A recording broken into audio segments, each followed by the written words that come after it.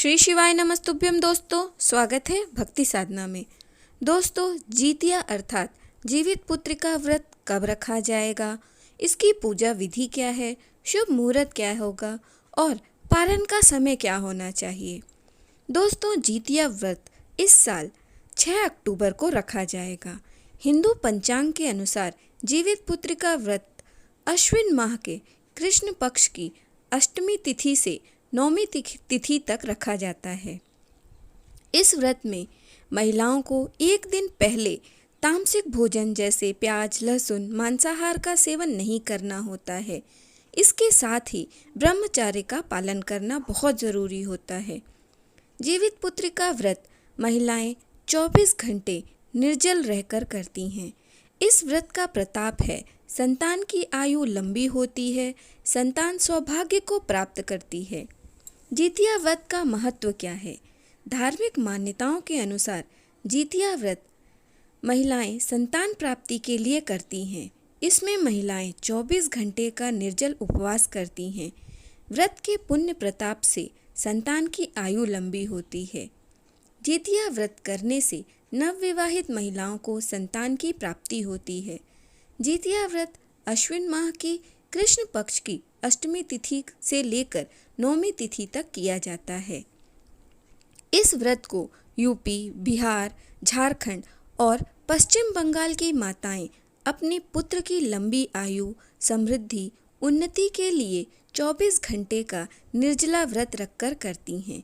इस साल जीतिया व्रत 5 अक्टूबर की रात से शुरू होगा और 7 अक्टूबर तक चलेगा। यह त्यौहार 3 दिन तक चलता है। इस व्रत की शुरुआत नहाय खाए से होती है। पहले दिन नहाय खाए, दूसरे दिन निर्जल व्रत और तीसरे दिन व्रत का पारण किया जाता है। 5 अक्टूबर को नहाय खाए से इस व्रत की शुरुआत होगी। जीतिया व्रत के नियम क्या हैं? महिलाएं सूर्योदय से पहले जागकर रात में ही स्नान करके पूजा करती हैं, फिर एक बार भोजन ग्रहण करती हैं।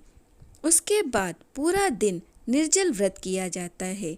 इसके बाद दूसरे दिन सुबह स्नान के बाद महिलाएं पूजा पाठ करती हैं, निर्जल व्रत रखती हैं और व्रत के तीसरे दिन व्रत का पारण करती हैं। जीतिया अर्थात जीवित पुत्रिका का नहाय खाए छठ पर्व की तरह ही होता है। इस दिन स्त्रियां सुबह उठकर गंगा स्नान करती हैं और पूजा करती हैं। अगर गंगा नदी में स्नान नहीं कर पाती हैं तो पानी में गंगा जल मिलाकर स्नान करते हैं। नहाय खाए के दिन सिर्फ एक बार भोजन किया जाता है। जीवित पुत्रिका व्रत की विधि क्या है? सुबह स्नान करने के बाद व्रती महिला प्रदोष काल में पूजा स्थल को लीप और साफ करके इसके बाद वहाँ एक छोटा सा तालाब बना लेती हैं। तालाब के पास एक पाकड़ की डाल लाकर खड़ा कर देते हैं। जीवित वाहन की कुश निर्मित मूर्ति जल के पात्र में स्थापित करें। कुशा से बने जीवित वाहन की प्रतिमा को धूप, दीप, चावल, पुष्प आदि अर्पित करें। इस व्रत में गाय के गोबर और मिट्टी से चील व सियारनी की भी मूर्ति बनाई जाती है।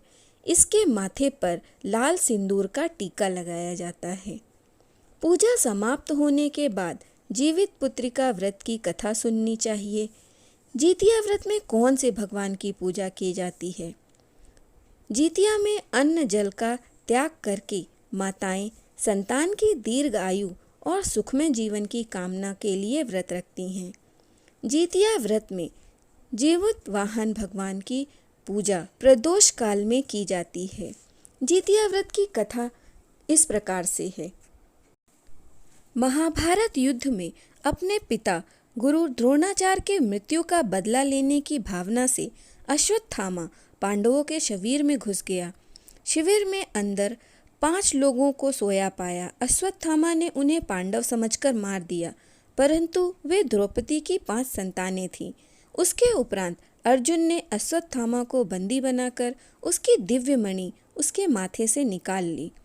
अश्वत्थामा ने फिर से बदला लेने के लिए अभिमन्यु की पत्नी उत्तरा के गर्भ में पल रहे बच्चे को मारने का प्रयास किया और उसने ब्रह्मास्त्र से उत्तरा के गर्भ को नष्ट कर दिया। तब भगवान श्री कृष्ण ने उत्तरा की अजन्मी संतान को फिर से जीवित कर दिया। गर्भ में मरने के बाद जीवित होने के कारण उस बच्चे को जीवित पुत्रिका के नाम से भी जाना जाता है। उस समय से ही संतान की लंबी उम्र के लिए ही जितिया व्रत रखा जाने लगा। दोस्तों, मेरे द्वारा बताई गई जानकारी अगर आपको अच्छी लगी हो तो वीडियो को लाइक करें, चैनल को सब्सक्राइब करें और कमेंट में हर हर महादेव लिखें।